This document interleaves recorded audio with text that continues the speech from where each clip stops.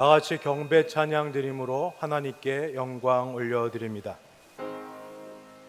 모든 영광 하나님께, 모든 영광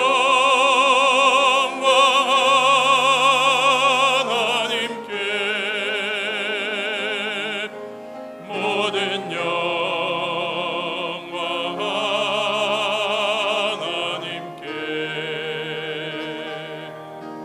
나는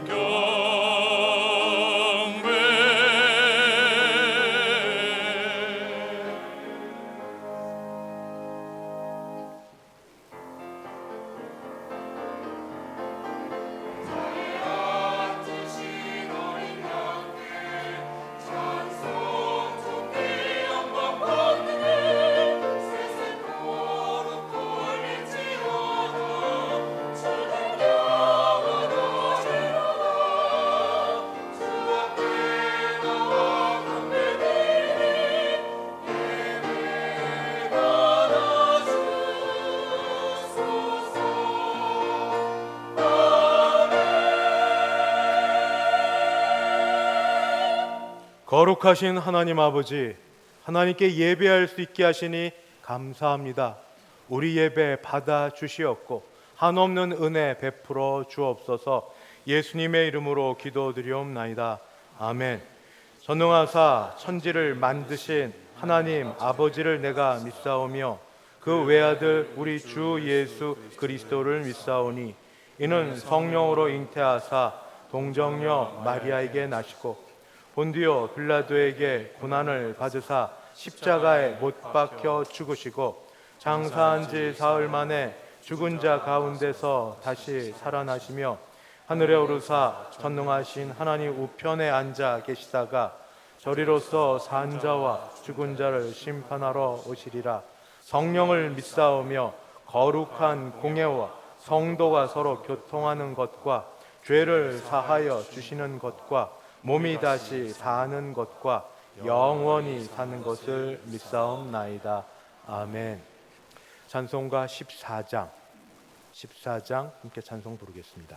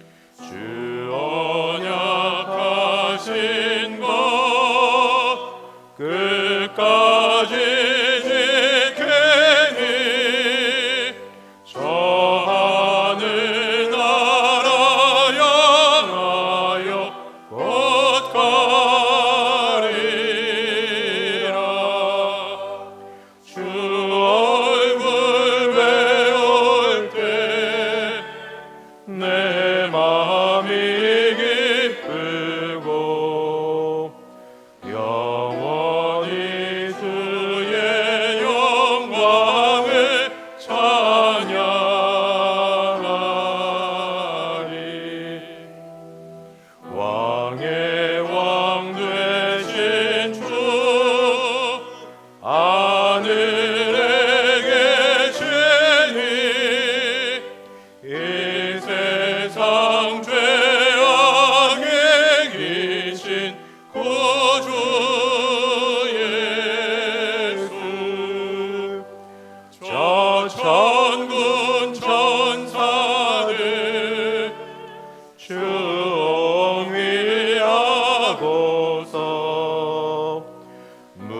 성도와 함께 영원히 늘 섬기네. 성삼위일체께 승리한 우리들 다 기쁜 소리 높여서 감사드려. 창조주 하나님 내 주님 되시니 주 앞에 나도 엎드려 경배하네.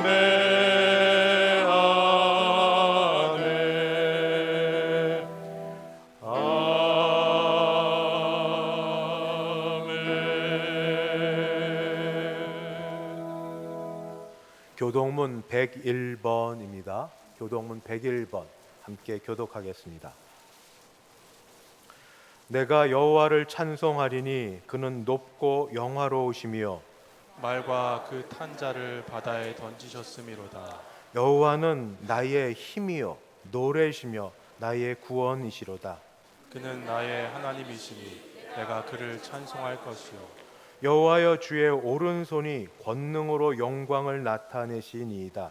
여호와여 주의 오른손이 원수를 부수시니이다. 여호와께서 시온의 포로를 돌려 보내실 때에 우리는 꿈꾸는 것 같았도다. 그때 우리 입에는 웃음이 가득하고 우리 혀에는 찬양이 찼었도다. 그때의 문나라 가운데서 말하기를 여호와께서 그들을 위하여 큰 일을 행하셨다 하였도다. 여호와께서 우리를 위하여 큰 일을 행하셨으니 우리는 기쁘도다. 흑암에 가던 백성이 큰 빛을 보고 사망의 그늘진 땅에 거주하던 자에게 빛이 비치도다. 주께서 이 나라를 창성하게 하시며 나의 기업 이스라엘이여 복이 있을지어다 하실 것임이라. 아멘. 찬송가 257장입니다. 257장 함께 찬송 부르겠습니다.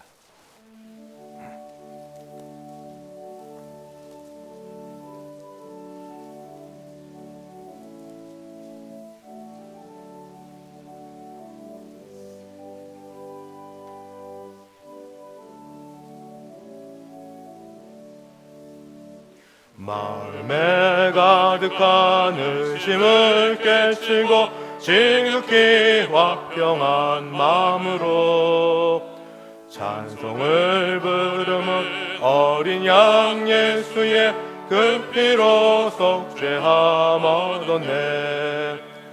속죄함 속죄함 주 예수 내 죄를 속했네. 할렐루야 소리를 합하여 함께 찬송하세. 그 피로 속죄함 얻었네. 금이나 은같이 없어질 보배로 속죄함 받은 것 아니요. 거룩한 하나님 어린 양 예수의 그 피로 속죄함 얻었네. 속죄함 속죄함 주 예수 내 죄를 속했네. 할렐루야 소리를 합하여 함께 찬송하세. 그 피로 속죄함 얻었네. 나 같은 죄인이 용서함 받아서 주 앞에 옳다함 얻음을 확실히 믿기는 어린 양 예수의 그 피로 속죄함 얻었네. 속죄함 속죄함 주 예수 내 죄를 속했네. 할렐루야 소리를 합하여 함께 찬송하세. 그 피로 속죄함 얻었네. 거룩한 천국에 올라간 후에도 넘치는 은혜의 찬송을 기쁘게 부르는 어린 양 예수의 그 피로 속죄함 얻었네. 속죄함 속죄함 주 예수 내 죄를 속했네. 할렐루야 소리를 합하여 함께 찬송하세. 그 피로 속죄함 얻었네. 다 함께 기도하실 때 우리를 대표하여 이호준 장로님 기도 인도하겠습니다.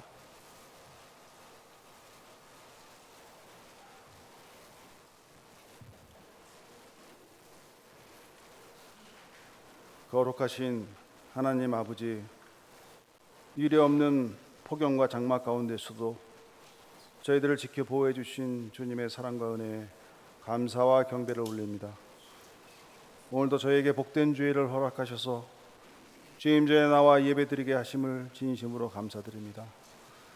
그러나 지나온 한 주간을 되돌아볼 때 알게 모르게 지은 죄악된 일들을 주님 앞에 내려놓고 고백하오니 거룩하신 보혈의 능력으로 깨끗이 사해 주시고 은혜 베풀어 주시옵소서. 사랑의 주님, 처음으로 한반도를 관통한 태풍 가눈으로부터 저희들을 지켜주시니 감사합니다. 그러나 전국적으로 피해를 입은 분들 많습니다. 그들의 복구에 힘써 재건할 수 있도록 도와주시옵소서. 지금 나라 안팎이 전쟁과 지진 그리고 이상기온 등으로 불안과 두려움이 세상을 덮고 있는 이때에 여러 가지 어려움 속에 놓인 우리나라를 지켜주시옵소서.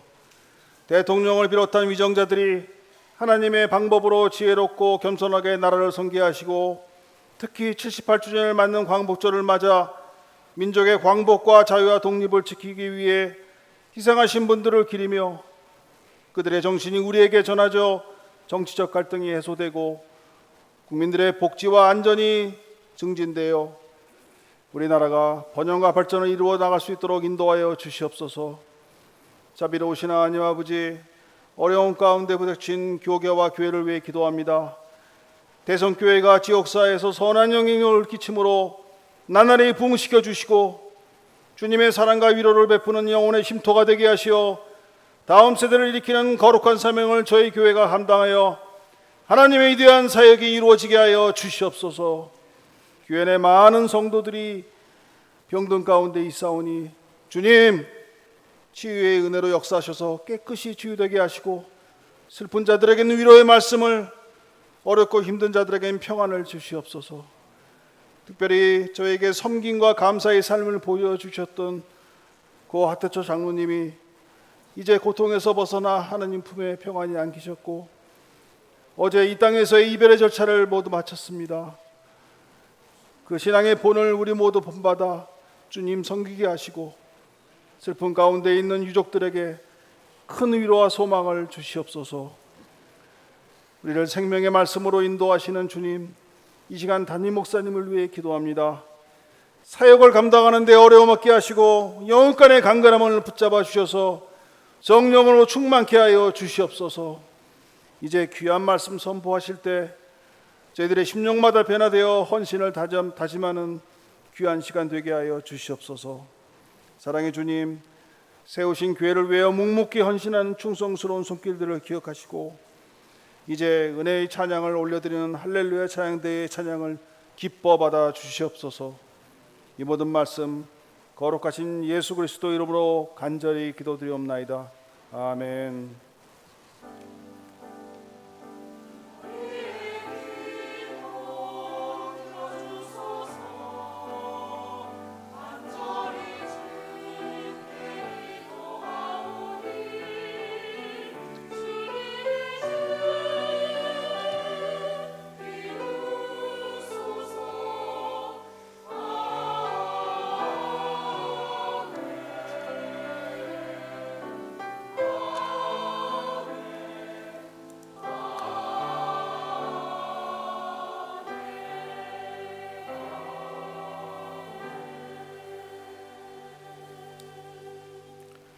하나님 말씀 봉독합니다.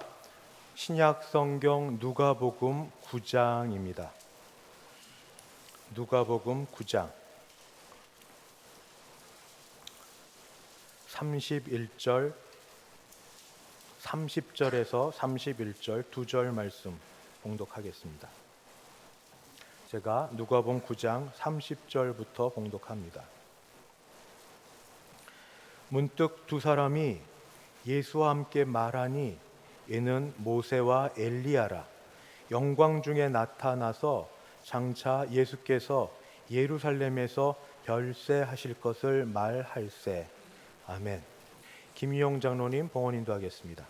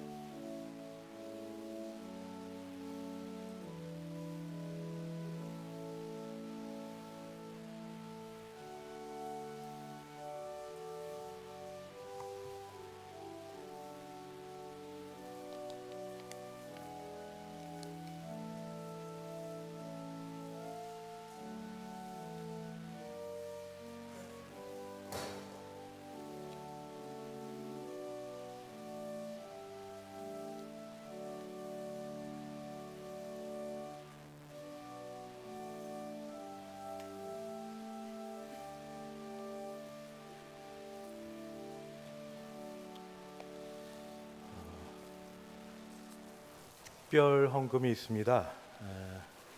원래 헌금할 때 제가 특별한 경우 외에는 헌금의 액수를 밝히지 않겠다고 해서 지난번에 고 장재동 집사님 별세하신 이후에 박영순 집사님과 자녀들이 따로 큰 액수 헌금을 했어도 말씀을 좀 안 드렸는데 이번에는 좀 특이한 돌아가시기 전에 고 하태조 장로님 유언처럼 하신 말씀과 준비된 헌금이어서 제가 헌금 내용과 액수도 같이 좀 말씀을 드리는 게 좋겠다 생각해서 말씀드립니다. 고 하태조 장로님 11조 선교 헌금, 장학 헌금, 주일 헌금, 감사 헌금 11월까지 140만 원. 하태조 장로님 자녀 일동이 감사 헌금 드립니다. 아버님의 장례식을 하나님의 은혜 가운데 마치게 됨을 감사드립니다. 1천만 원 헌금하셨습니다. 기도하시겠습니다. 하나님 아버지, 주신 은혜를 따라 오늘도 저희가 정성껏 준비한 헌금으로 주 앞에 나와 예배 드리며 헌금을 올려드립니다.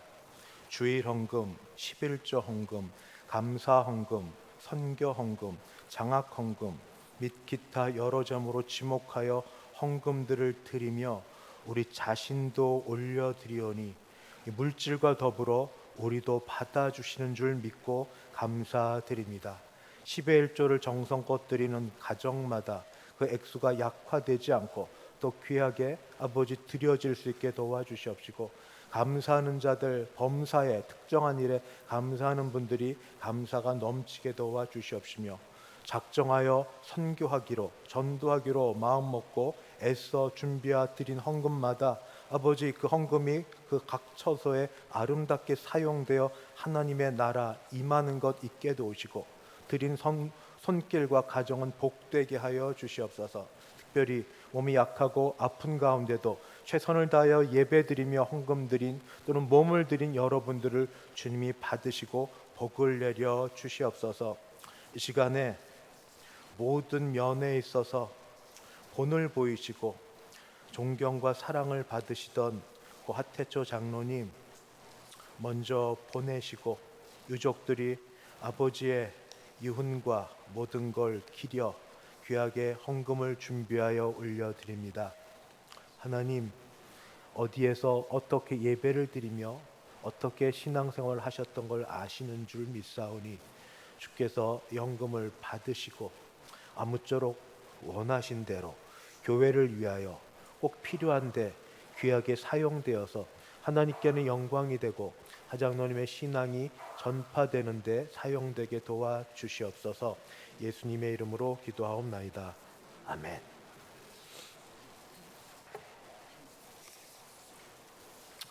광고 말씀드립니다. 먼저 예배에 대한 광고입니다. 오늘 오후 예배 찬양은 에베네셀 찬양대에서 준비하여 드립니다. 이번 주 금요 심야 예배는 34에서 46구역 기관 순서로 드립니다. 오늘은 8.15 광복절을 이틀 앞두고 있습니다. 앞으로 이틀 뒤면 대한민국 광복 78주년 8.15 광복절이 됩니다. 지난번 갑작스럽게 경험했던 것처럼 이 나라 하나님이 보호하사 하나님의 손 아래 우리 후손들에게 전쟁의 경험이 없는 복되고 평화스러운 나라 될 수 있도록 계속 기도 부탁드립니다. 낮 예배 후에 이 자리에서 장학증서, 장학금 수여식이 간단히 있고 이어서 여름 사역, 주일학교 사역했던 것에 대한 보고가 청년부 그리고 유치부에 있어 준비된 것 보여드리도록 하겠습니다. 오랜 시간 걸리지 않는 걸 아시니 끝까지 남아서 봐주시면 감사하겠습니다. 이후에 연합 남전도회 원래에는 소예배실에서 1에서 8 여전도회 원래에는 본당에서 있겠습니다. 다음 주일 지나고 있지만 바로 월요일이 돼서 광고 드립니다. 수도내 여전도 연합회 학위 수련회가 오는 다음 주 지난 21일 월요일부터 화요일까지 1박 2일 천마산 기도원에서 있습니다. 많이 참석하셔서 큰 은혜 받으시기 바랍니다. 예배 중에 세례교회 헌금 같이 드린 줄 아는데 혹시 놓치셨으면 다음 주에라도 봉투 받으신 대로 드리시면 되겠습니다. 수고하신 박영신 집사님 이번 주간 휴가를 맡겠습니다. 심신의 휴가가 되었으면 좋겠습니다. 광고 말씀을 이제 특별 광고 드립니다. 아시겠지만 본교회 원로 장로님이셨던 하태초 장로님께서 2023년 8월 10일 0시 55분에 별세하셨습니다. 교회에서는 먼저 노회장을 따라 예배를 드렸고 남은 장례 절차를 최선을 다해 같이 드렸으며 어제인 8월 12일 토요일 모든 장례를 마쳤습니다. 하나님께서 유족들에게 위로해 주시기를 바랍니다. 잠깐 우리 유족들 오셨는데 자리에서 일어서 주시겠습니까? 네, 조순자 권사님 비롯한 우리 자녀 손들 같이 와 있습니다. 한번 같이 기도하겠습니다. 주여, 하나님만이 위로해 주실 수 있습니다. 주께서 성령으로 위로하여 주시옵시고 하장로님의 행하심과 믿음과 봉사와 섬김과 모든 유산들이 모든 자녀손들에게 다 이어져서 어디에 가든 무엇을 하든 우리 자녀손을 보면 하장로님을 본 듯하게 보며 살 수 있게 도와주시옵시고 특별히 기도하옵기는 우리 아내 되시는 우리 조 권사님 주께서 붙들어 주셔서 힘 주시고 소망 주시고 강건케 하시고 더 열심히 잘 살아서 나중에 하장로님 뵐 때 더 반갑고 기쁜 모습으로 뵐 수 있도록 붙들어 주시옵소서. 사람의 위로가 있습니다만 그러나 오직 주께서만 더 위로해 주시기를 간절히 바라오며 예수님의 이름으로 기도하옵나이다. 아멘. 자리에 앉아 주시기 바랍니다. 오늘 점심 식사와 더불어서 점심 식사도 준비해 주셨고 우리 떡과 과일을 대접하십니다. 식당에서 식사하시면서 유족들 보시면 위로의 말씀 나누어 주시면 감사하겠습니다. 하나님께서 이 가운데 또 새 가족을 보내주셨습니다. 이름 부를 때 잠깐 자리에 일어서 주시면 감사하겠는데, 안정자 씨 어디 계십니까? 안정자 씨, 네, 감사합니다. 회남으로 길에 계시고 우리 교회 오셨는데 주님의 이름으로 환영합니다. 네, 마치시고 잠깐 새 가족께서 뵙도록 하겠습니다. 이제 할렐루야 찬양대 준비된 찬양으로 하나님께 영광 올려드립니다.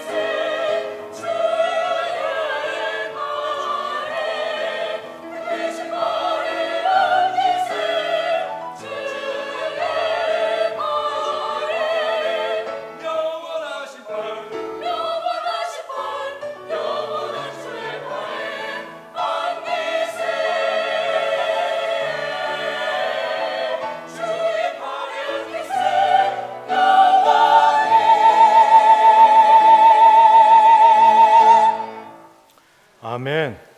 하나님 감사합니다. 오늘 우리 교회에 안정자 씨를 보내주셔서 함께 예배드리며 주를 따라가게 하시오니, 보내신 이가 하나님이시오니 하나님 받으시고 복을 내려주셔서 믿음 생활 기쁘게 하실 수 있게 도와주시옵소서.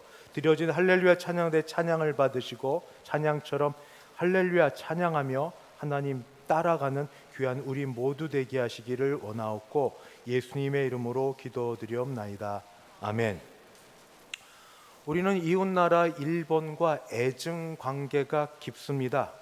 매해 2번 절기를 정하여서 그 애증 관계를, 애는 아니네요, 그 좋은 쪽 아닌 감정을 표현을 합니다.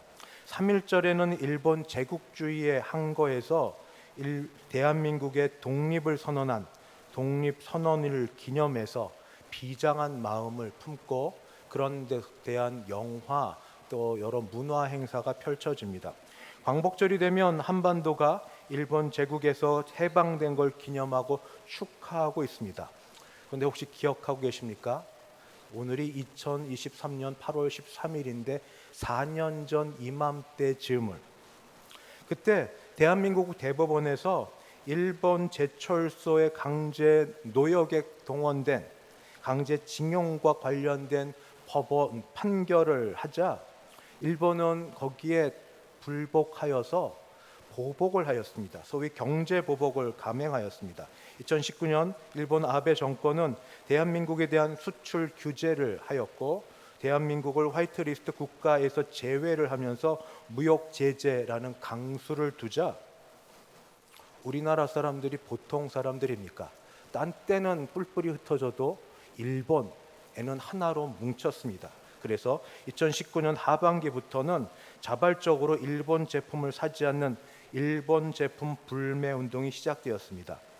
가장 눈에 쉽게 보이는 게 피부에 와닿는 게 대형 마트에 여러 입점되어 있는 유니클로라는 의류 업체였습니다. 그때의 그 의류 업체 유니클로에 누군가 사람이 보이면 매국노 같은 마음이 들었고 또 신문에 그래서 유니클로가 문을 닫았다 그러면 소소한 승리 저는 아니고요. 다른 사람들은 이렇게 소소한 기쁨, 승리를 얻은 듯한 우리가 이겼다. 정신 승리일지 몰라도 그런 마음을 가진 게 바로 4년 전 이맘때입니다. 그러다가 2023년 8월 광복절을 맞게 됩니다. 그런데 이번에 맞는 광복절은 온도차가 좀 있습니다. 느낌이 다릅니다. 그래서 왜 그럴까 생각하다가 8월 11일자 한국일보 신면에 이런 제목이 있었습니다. 굳이 못 갈 이유가 점점점 광복절 일본행 비행기 타는 청년들 왜입니다. 제목이 재밌어서 내용을 좀 읽고 소개하려고 합니다. 일제 식민 통치에서 벗어난 8월 15일은 한국인에게 애국 의지를 다지는 소중한 날이다. 평소 역사 문제에 큰 관심이 없어도 이날만큼은 괜히 숙연해지기 마련이다. 하지만 최근 젊은이들은 여느 휴가철과 다름없이 J컬처를 즐기러 일본행 비행기에 기꺼이 몸을 싣고 있다. 매국노 아니냐는 곱지 않은 시선에도 합리적 소비를 중시하는 2030 세대 특성이 반영된 결과다. 그렇다고 아픈 역사를 마냥 외면하지는 않는다. 자신만의 가치 소비로 광복의 의미를 되새기고 있다. 광복절에 이들을 일본으로 이끈 배경엔 실용주의적 역사관이 자리하고 있다. 과거사와 사생활은 구분해야 한다는 인식으로 역사는 철저히 나와 맞닿아 있다는 기성세대 사고와 차이가 있다. 저는 일견 동의하면서 이게 2030 세대만인가? 우리하고도 사실 다르지 않는가? 거의 유사하지 않는가 생각이 들었습니다. 왜냐하면 요즘에 일본 여행에 대해서 닫힌 마음을 갖고 있는 세대가 거의 없다고 그렇게 느껴지기 때문입니다. 이렇게 일본에 대해서 갑작스럽게 분위기가 반전된 이유가 뭘까 궁금하다가 저는 이런 사회 현상, 국민 감정을 복잡하고 또 전문적으로 해석하는 그런 학자가 아닙니다. 그러나 혼자 생각하는 건 할 수 있지 않습니까? 혼자 생각하고 거기서 낸 결론은 이거였습니다. 그건 우리나라가 일본과 지금 비교해 볼 때 좀 속된 말이지만 별로 꿀리지 않는다. 별로 꿀리지 않는다 하는 힘, 문화적 경쟁력. 저 J컬처는 여기 처음 읽어봤어요. J컬처가 어디 있어요? K컬처가 있지. K-팝, 방탄소년단부터 시작해서 K-컬처, K-팝이 온 세계 그리고 한국 영화가 온갖 시상제를 휩쓸고 있고 코로나19 초기 단계는 세계가 한국을 우리 겨냥해서 지목해서 본보기로 삼았던 한국의 기업이 세계 다른 기업에 나가서 1, 2위를 한국 기업끼리 지금 서로 경쟁하고 있는 이런 것. 여기에 자신감이 있으니까 힘이 있고 자신감이 있으니까 뭐 일본에 대해서 썩 좋은 감정은 뭐 있든 없든 그건 개인의 문제지만 그렇게 크게 느껴지지 않는다 하는 게 저의 소견입니다. 근자감이란 말을 아시나요? 근감자가 아닙니다. 근자감입니다. 이거는 약자입니다. 근거 없는 자신감. 이게 근자감입니다. 이게 비하하는 좀 말이긴 한데 근거 없는 근자감으로 제가 생각하는 게 일본과의 관계에서 그렇게 될 수 있습니다. 이게 또 시간 따라 환경 따라 변화될 수 있으니까. 그러나 변치 않는 진리 같은 사실이 있습니다. 뭐냐? 내가 힘이 있고 내가 능력이 있고 내가 자신이 있으면 다른 주변 환경에 그리 영향받지 않는다는 겁니다. 내가 서 있으면, 내가 능력 있고 내가 힘이 있으면 다른 일들이 거스르기는 하겠지만 거기에 죽고 사는 문제가 걸리지는 않는다 하는 겁니다. 오늘 우리가 읽은 말씀 누가복음 9장 31절에는 이렇게 기록되어 있습니다. 장차 예수께서 예루살렘에서 별세하실 것을 말할세. 별세라는 말이 여기 나옵니다. 별세는 국어 사전을 찾아보면 사람의 죽음을 높여 부르는 말이고 특별히 자신과 관련하여 윗사람의 죽음을 표현할 때 사용하는 말입니다. 근데 별세와 달리 더 많이 쓰이는 말이 소천입니다. 소천. 이 역시 하늘의 부름을 받아서 돌아가셨다는 뜻이고 사전에는 개신교에서 죽음을 뜻하는 말이라고 되어 있습니다. 많은 분들이 소천을 별세보다 더 많이 사용하지만 저는 오늘도 주보에 보시면 소천 대신에 별세이고 별세라는 말로 제가 부임해 와서는 계속 사용하고 있습니다. 왜 별세라는 말을 소천보다 더 선호해서 쓰고 있는가는 바로 예수께서 별세하실 이 말씀과 관련되어 있기 때문입니다. 이 별세는 지금 우리말로 별세라고 되어 있는데 헬라어 원문에는 엑소더스라는 말로 되어 있습니다. 엑소더스 많이 들어보지 않으셨습니까? 뜻은 떠나감이란 뜻이고 그리고 엑소더스라는 제목으로 된 성경책이 있습니다.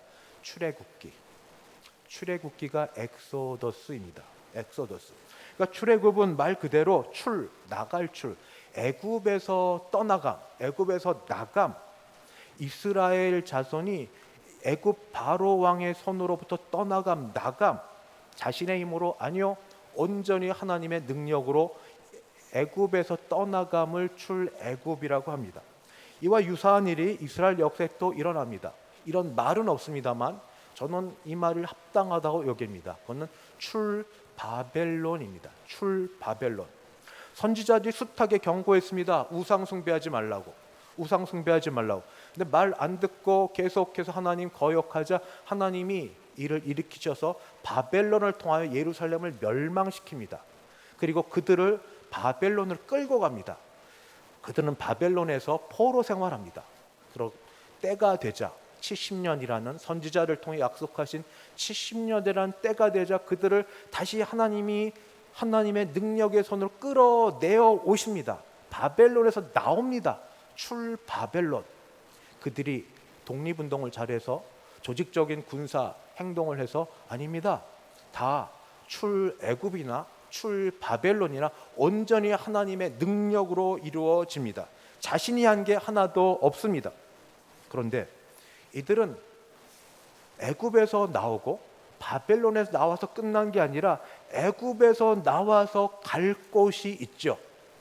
선조 아브라함이 약속해 줬던 약속의 땅 가나안, 출바벨론에서 예루살렘 성전이 지어졌던 예루살렘, 그들이 가야 할 곳이 있습니다. 애굽에서 나와 가나안 땅으로. 그리고 역시 가나안 팔레스타인 땅이지만 바벨론에서 나와 성전이 지었던 예루살렘으로. 성경에 애굽과 바벨론을 그냥 역사 속에 있었던 애굽, 이집트, 바벨론이라고만 얘기하지 않고 영적인 의미로 악한 세력 또는 사탄, 마귀의 권세와 같은 의미로 쓰여진 것을 혹시 기억하십니까?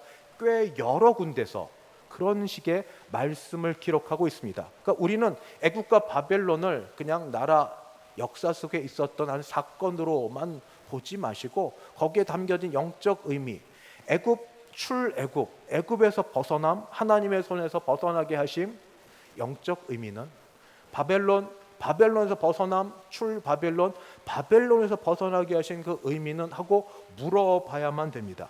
이것과 관련하여서 골로새서를 보면 이 말이 딱 들어맞습니다. 골로새서 1장 13절, 그가 하나님께서 흑암의 권세에서 건져내사, 흑암의 권세, 여기는 사탄입니다. 사탄인데 그의 사랑의 아들의 나라로 옮기셨으니 아들의 나라 하나님의 나라로 옮기셨으니 라고 되어 있는데, 만약 앞의 말과 연결해 보면 그가 애굽에서, 바벨론에서, 이 애굽과 바벨론으로 대표되는 사탄의 권세에서 벗어나게 하셔서 그의 아들의 나라, 사랑의 아들의 나라 하나님의 나라로 옮기셨다라고 말할 수 있습니다. 그리고 바로 연결된 말씀이 그 모든 것을 설명해 줍니다. 골로새 1장 13절 이후 14절은 이렇게 기록되어 있습니다. 그 아들 안에서 우리가 속량 죄사함을 얻었도다.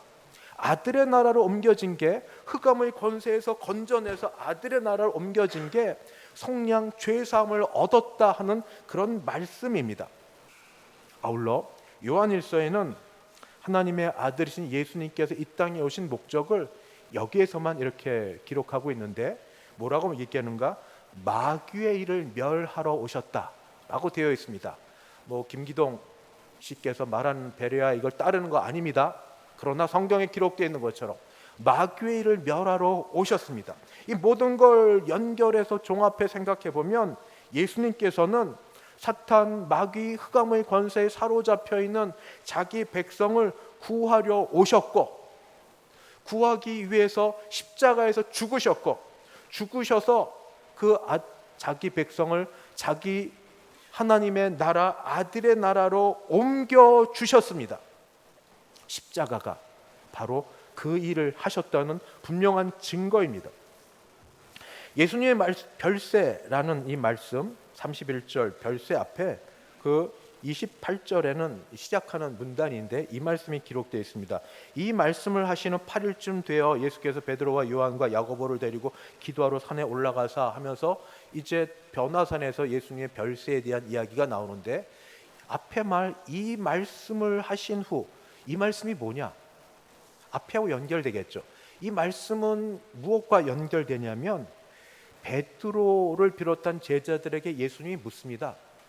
세상 사람들이 나를 누구라 하더냐? 누구라 하게 합니다. 그럼 너희는 나를 누구라 하더냐? 물으실 때 베드로의 유명한 신앙 고백이 나옵니다. 주는 그리스도시요 살아계신 하나님의 아들이십니다 라고 신앙 고백을 하자 그것을 인정하시고 나서 그 다음에 예수님께서 그동안 말씀하지 않으셨던, 참고 기다리셨던 마가복음에는 메시아의 비밀이라고 말하는 매우 중요한 말씀을 하십니다. 그건 뭔가? 장차 죽으실 것과 3일 후에 다시 살아나실 것, 예수님의 죽으심과 부활에 대하여 말씀을 그때 하십니다.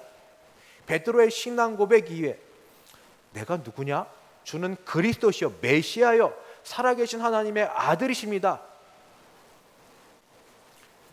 사탄이 예수님을 시험할 때 물었던 질문이 이거죠. 조건이 내가 만일 하나님의 아들이거든. 사람들은 몰라도 사탄은 알았습니다. 내가 만일 하나님의 아들이었던, 이 땅에 오신 목적을 알았는데 그 모든 것 뒤로 하고 나를 따르라고 할 때 모든 것 거부하시고 예수님이 이제 십자가를 지러 가시려 하실 때에 예수님이 하시고자 하는 말씀을 예언하신 게 죽으심과 부활하심입니다. 그리고 이 말씀을 하신 후 8일쯤 되어 산에 오를 때 갑자기 제자들의 눈에 예수님 곁에 두 사람이 같이 있는 게 보입니다. 한 사람의 이름은 모세고 한 사람의 이름은 엘리야입니다. 모세는 누군가? 율법의 대표자고 엘리야는 누군가? 선지자의 대표자입니다. 율법의 대표자와 선지자의 대표자가 모여서 뭐를 하는가? 예수께서 영광 중에 나타나서 장차 예수께서 영광 중에 별세하실 걸 이들이 같이 말했다고 말합니다. 결국 율법이 말하는 건 뭔가? 예수님의 죽음과 부활.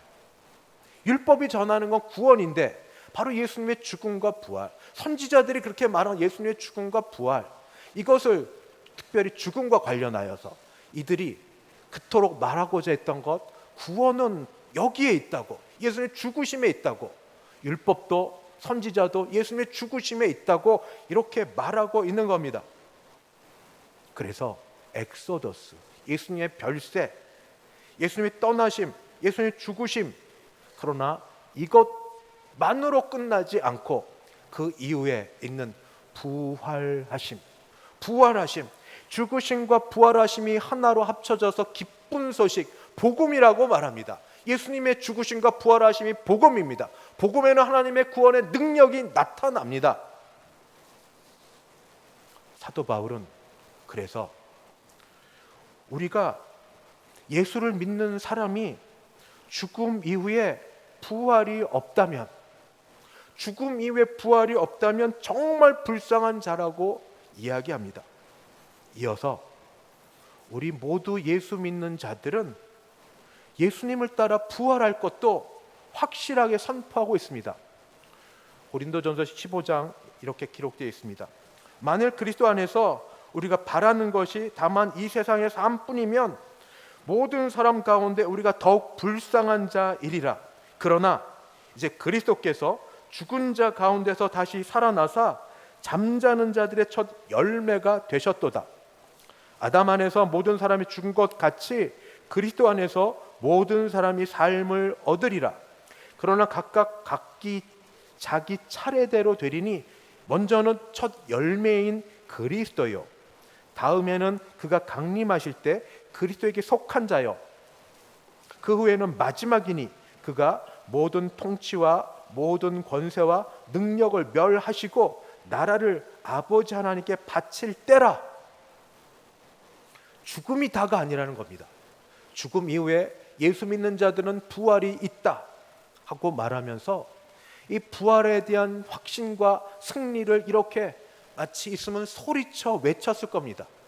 고린도전서 15장 마지막은 이렇게 기록되어 있습니다. 사망이 쏘는 것은 죄요. 왜냐하면 죄의 결과가 죽음이니까. 그러니까 죄와 결과는 인 죽음은 떨어지지 못합니다. 사망이 쏘는 건 죄요, 죄의 권능은 율법이라. 율법도 죄인지 아닌지를 계속 꼬집고 있으니까 거기에만 머물러 있으면 우리는 설 자리가 없습니다. 그런데 사도 바울은 이렇게 고백합니다. 우리 주 예수 그리스도로 말미암아 우리에게 승리를 주시는 하나님께 감사하노니. 우린 여기에 지는 사람이 아닙니다. 우린 여기에 져서 죽고 끝나는 사람이 아닙니다. 사도 바울만 예수님 믿었습니까?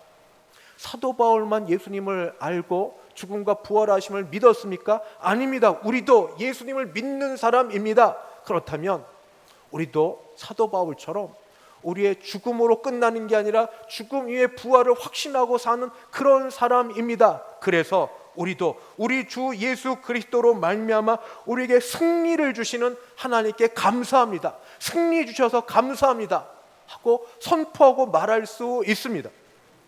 이런 자들에게 부탁하는 말, 그러므로 내 사랑하는 형제들아, 견실하며 흔들리지 말고 항상 주의 더욱 힘쓰는 자들이 되라. 목사로서 해야 될 일 중에 하나가 예식을 집례하는 거고, 그 중에 하나가 장례 예식입니다. 부목사 때도 장례 예식을 꽤 많이 치렀고 여기 와서도 치르는데, 죽음은 아무리 여러 번 해도 익숙하지 않습니다. 늘 슬픕니다. 마음이 아픕니다. 그러나 잔치집보다 초상집에 가는 게 더 지혜롭다고, 죽음 이후에 뭐 얼마가 될지 몰라도 그때는 생각이 많아집니다. 먼저 불러가신 이에 대한 아쉬움과 애틋함과 또 유족에 대한 위로의 말도 있지만, 나 자신을 보고 우리 모든 다른 분들을 보면서 내 사랑하는 형제들아, 견실하며 흔들리지 말며 항상 주에 더욱 힘쓰는 자들이 되라. 여러분, 우리에게 주신 시간이 제한되어 있습니다. 내가 언제 어떻게 될지 아무도 모릅니다. 먼저 왔다고 먼저 가는 것 아닌 걸 아십니다. 지금 건강하다고 내일도 건강하다고 자신할 수 없습니다. 그저 우리는 오늘을 살 뿐입니다.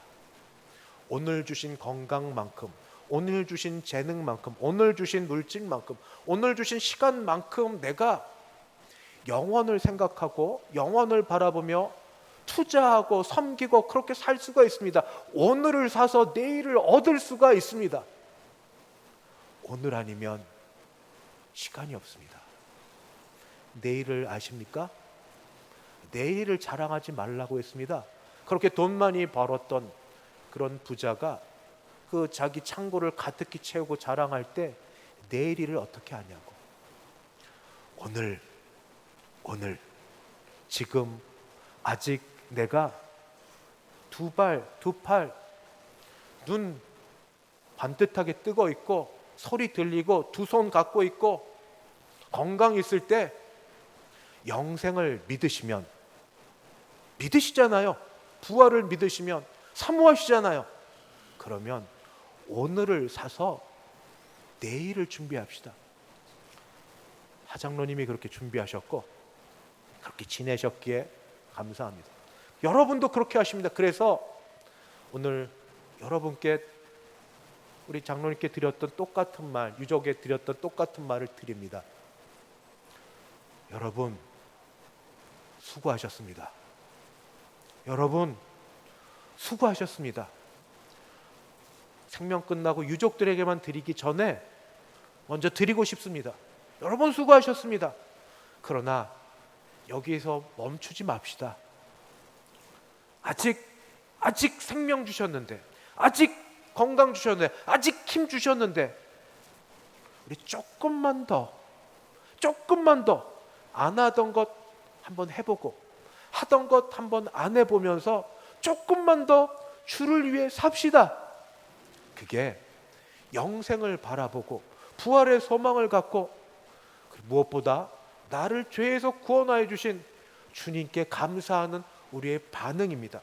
내 사랑하는 형제들아, 견실하며 흔들리지 말고 항상 주의 일에 더욱 힘쓰는 자들이 되라. 이는 너희 수고가 주 안에서 헛되지 않은 줄 알미라.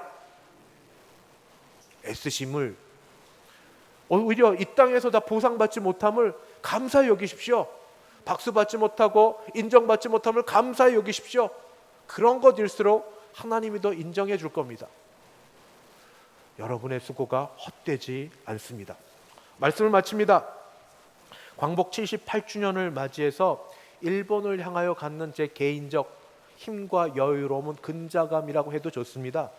시간 지나면 바뀔 수 있어서 뭐 이렇게 되든 저렇게 되든 괜찮습니다. 그러나 그것과 상관없이 하나님 말씀, 영원하신 하나님 말씀 진리가 가르쳐 주고 계신 것, 예수님이 죽으시되 나를 위하여, 나의 죄를 위하여 죽어 주셨고, 그래서 그 사실을 믿는 자마다 죄 용서함 받았다는, 용서함 받아 나를 의롭다고 여겨주시고 더하여서 아들이라 딸이라 불러주시고 더하여서 그리스도와 신비하게 연합된 자로 만들어주신 하나님의 은혜와 은총이 크십니다.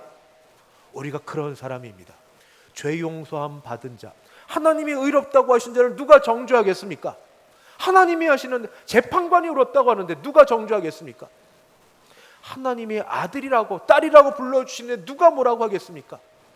그리스도와 더불어 이 땅에서 신비하게 연합된 자로 지금 살아가고 있음을 성령이 내주하시면서 증거해 주시는데, 위하여 기도해 주시고 빌어 주시고 죄질 때마다 가책을 느끼게 하시고 우리를 다시 예배의 처소로 불러주시는데 누가 뭐라 하겠습니까?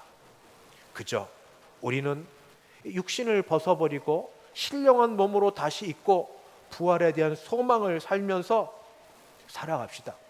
죽음 아쉽고 안타까운 사실이지만 두려워하지 마시고, 누구나 맞을 것이지만 오히려 죽음 이후에서 부활에 대한 믿음과 소망을 가지고 남은 이때를 열심히 살아가시고 하나님 인정하시고 하나님 보실 만큼 기쁘게 살아가셔서 하나님이 보실 때 내가 사랑하노라, 내가 인정하노라, 착하고 충성된 종아 하고 부름받을 수 있는 저와 여러분 모두가 되시기를 주의 이름으로 축원합니다.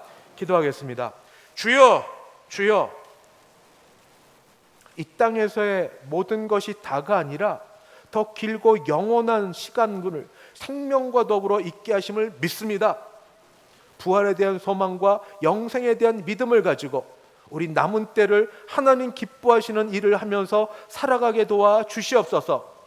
이때는 마음이 동하나 돌아서면 약해져는 우리에게 성령께서 강력하게 강권적으로 역사하여 주셔서 습관을 고쳐주시고 마음을 바꿔주시고 행동을 고쳐주시는 은혜가 우리와 우리 가족 자손들에게 있게 하여 주시옵소서. 예수님의 이름으로 기도하옵나이다.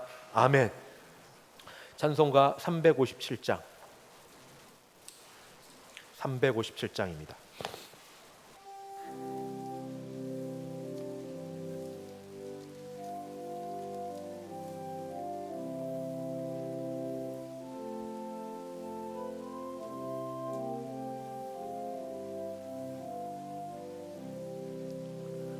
주 믿는 사람이 일어나 다 힘을 합하여 이 세상 모든 마귀를 다 쳐서 명하세.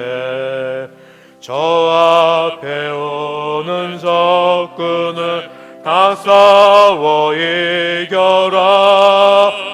주 예수 믿는 힘으로 온 세상 이기네. 믿음이 이기네.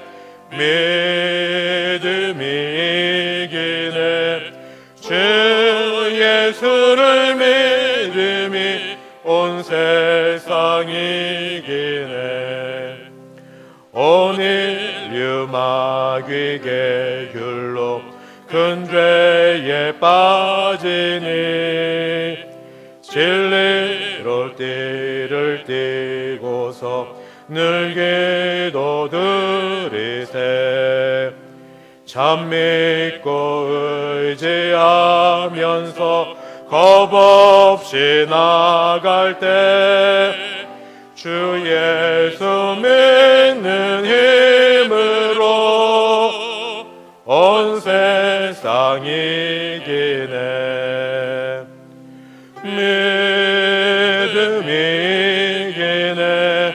믿음이 이기네. 주 예수를 믿음이 온 세상 이기네. 끝까지 이긴 자에게 흰 옷을 입히고 또 영생 복을 주시니 참 기쁜 일일세. 이 얻은 세상 지나서 저 천성 가도록 주 예수 믿는 힘으로 온 세상 이기네. 믿음이 이기네. 믿음이 이기네. 주 예수를 믿음이 온 세상 이기네. 축도 예배는 마칩니다만 잠시 자리에 앉아 주십시오. 교회에서 정성껏 드린 우리 장학 헌금으로 장학생에 대한 장학 증서 이후에 여름 사역 보고가 있으니 같이 오랜 시간 안 걸립니다. 같이 보시고 축하해 주시고 기뻐해 주시고 기도해 주시면 감사하겠습니다. 기도하겠습니다. 지금은 주 예수 그리스도의 은혜와 하나님 아버지의 그 크신 사랑하심과 성령 하나님의 교통케 하심이 믿음으로 세상을 이기고 이 땅이 다가 아니라 영생을 바라보며 다시 한번 열심히 주를 기쁘시게 하며 살기를 소원하고 일어서는 함께 예배드린 모든 주의 백성들 머리 위에, 그 가정 위에, 우리 교회 위에 이제부터 영원까지 함께 있을지어다. 아멘.